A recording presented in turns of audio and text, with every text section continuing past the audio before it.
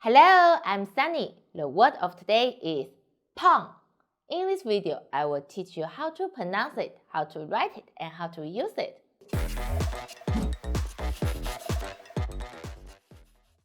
First, let's read together. 我们一起读 Pàng, Pàng, P, F for out, P.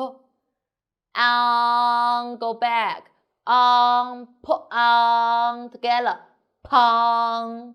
And first time, Pàng. Now let's write it. 我们一起写。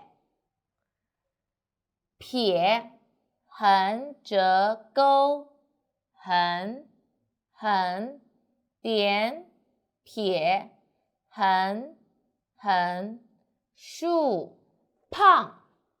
胖 have two meanings. First one is an adjective, fat. Oh, my cat is very fat. 我的猫很胖。The second meaning is a verb. It means get fat.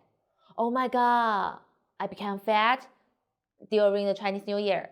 我春节期间胖了。This is all about 胖。If you like today's video, please like and share to friends. Thanks for watching. See you next time. Bye bye.